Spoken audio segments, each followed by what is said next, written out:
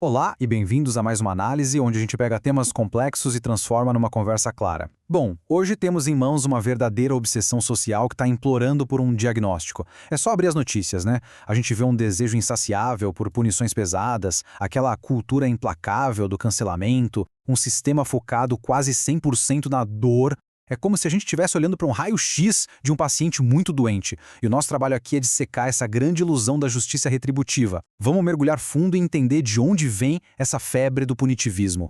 E para organizar a nossa explicação, o nosso roteiro de hoje vai seguir 4 passos bem práticos. 1. O dilema da punição. 2. O conceito da sombra humana. 3. Como unir justiça e perdão. E, por fim, o passo 4, uma intervenção real para o nosso dia a dia. Então vamos direto ao passo número 1, o gancho, o dilema da punição, examinando o nosso sintoma social. E aqui vai a pergunta de $1 milhão. Por que será que a sociedade parece desejar muito mais a punição em si do que a reabilitação de verdade? Quer dizer, as nossas instituições falham absurdamente na hora de reabilitar alguém. E as fontes do nosso material de hoje mostram algo fascinante. Isso acontece porque, no fundo, o sistema é alimentado por um desejo quase secreto de causar dor. A gente exige vingança, mas coloca nela uma máscara super conveniente e a chama de justiça. Basicamente, a gente lida com duas frentes opostas. De um lado, temos a justiça retributiva, totalmente impulsionada pela vingança. Ela funciona como aquele superego tirânico, sabe? Aquela voz interna implacável e hipercrítica da nossa mente que só quer punir e reprimir falhas. Do outro lado, temos a justiça restaurativa, que é movida por reconciliação. O foco dela é integrar a verdade para oferecer algo que é imensamente mais difícil, o perdão radical. Um sistema puramente retributivo é cego, ele só quer bater. Já a verdadeira restauração exige uma estrutura focada em curar todo o tecido rompido, a vítima, a comunidade e, claro, o próprio ofensor. O que nos leva ao nosso passo 2, o fundamento, diagnosticando a doença, revelando a raiz inconsciente. Aqui, a gente traz o psicanalista Carl Jung para a mesa com um conceito que é um verdadeiro divisor de águas, a sombra. Pense na sombra como todos aqueles aspectos negados e reprimidos do nosso eu. Sabe aquelas nossas partes desagradáveis que a gente esconde de todo mundo e de nós mesmos? Então, quando a gente comete uma falha moral e não lida com isso, o que costumamos fazer? Nós projetamos isso lá fora, nos outros. É exatamente esse mecanismo que alimenta o nosso desejo intenso de cancelar ou punir criminalmente as pessoas. A gente pune nos outros aquilo que simplesmente não suporta ver no espelho. Tem uma frase do Jung que resume isso de uma forma arrepiante. A regra psicológica diz que, quando uma situação interior não se torna consciente, ela acontece do lado de fora, como destino. Impactante, não é? Pensa bem, se uma sociedade inteira ignora sua sombra coletiva, ela acaba criando sistemas legais inteiros e estruturados apenas para projetar culpa. Em vez de lidar com a própria escuridão, a gente cria um destino trágico, totalmente focado em caçar bodes expiatórios em um teatro de punições. E é muito interessante notar como a psicanálise cruza perfeitamente com a teologia nisso que as nossas fontes chamam de a patologia da queda. Lembra do relato do Gênesis? Aquele momento clássico onde o ser humano nega as próprias falhas? Adão aponta o dedo para Eva, Eva culpa a serpente. Esse é literalmente o nascimento da sombra. O pecado que a gente nega vira essa sombra psicológica que então passa a exigir mais e mais bodes expiatórios. A gente cria leis super rígidas para manter uma falsa ilusão de retidão, mas na verdade só estamos empurrando a culpa adiante. Mas olha só, tem um aviso fundamental aqui. Reprimir a sombra não faz ela sumir, de jeito nenhum. Funciona exatamente como uma panela de pressão. Quando a gente usa o sistema penal ou o linchamento virtual puramente para reprimir, transformamos esses comportamentos em tabus isolados. A pressão vai subindo, subindo, lá no inconsciente coletivo, até que essa caldeira explode de vez na forma de injustiças sistêmicas, violência desproporcional e totalitarismo. E chegamos ao passo 3, a ponte, justiça e perdão. A intersecção de 3 disciplinas vitais.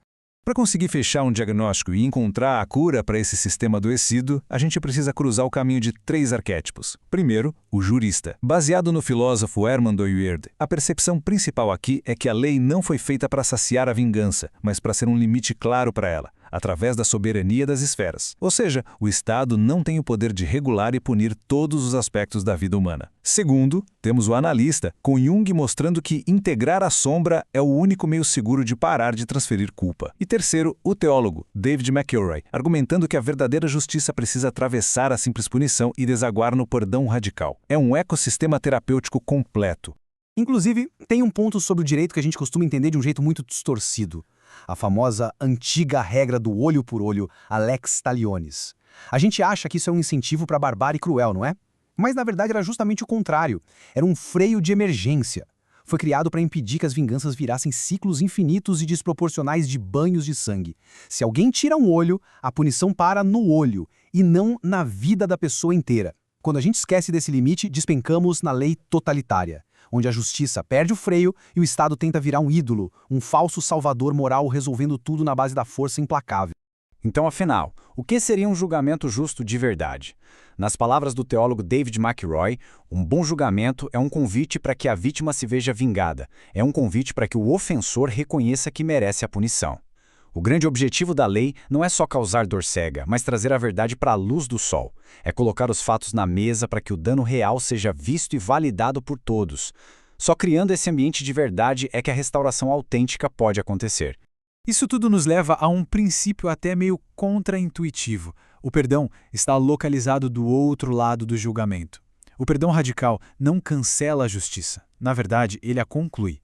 Um perdão raso, aquele que varre o problema para debaixo do tapete, ignora a verdade. Mas o perdão teológico genuíno exige que a verdade doa, que ela seja dita e que o arrependimento aconteça, rompendo de vez e para sempre esse ciclo tóxico de ressentimento. Por fim, o nosso passo 4. A prática. Intervenção no mundo real. Como aplicar essa cura hoje? Para intervir de fato e quebrar essa roda infinita do punitivismo, as nossas fontes indicam a disciplina dependente, um conceito do Jerry Bridges. Do que se trata? É buscar a justiça e o crescimento de forma rigorosa, sim, mas totalmente abastecida pela graça. Não pela culpa pesada de um superego tirânico ou por um desejo cego de autossalvação. Tentar reformar a si mesmo ou o sistema penal apenas com mais regras e mais culpa gera exaustão e farisaísmo puro. A mudança sustentável vem da aceitação prévia, não do pavor do castigo. Então, na prática do nosso dia a dia, desmantelar essa ilusão exige 4 passos bem objetivos. Primeiro, identificar de forma honesta onde a gente projetou a nossa própria sombra num conflito recente. Segundo, forçar uma pausa ativa naquele nosso desejo quase instintivo de dar o troco. Terceiro, aplicar essa disciplina dependente para buscar sim a verdade dos fatos, mas abandonando a vingança. E quarto, ter a coragem e a audácia de oferecer o perdão radical, iniciando a justiça restaurativa ali mesmo. O que nos deixa com um desafio inescapável. No próximo conflito que bater à porta, qual será a escolha?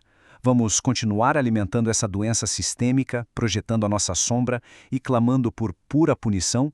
Ou a escolha será quebrar a engrenagem, curando as estruturas ao nosso redor com essa maravilhosa graça restaurativa?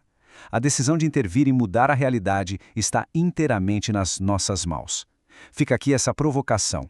Continuemos sempre analisando as estruturas ao nosso redor e até a nossa próxima análise.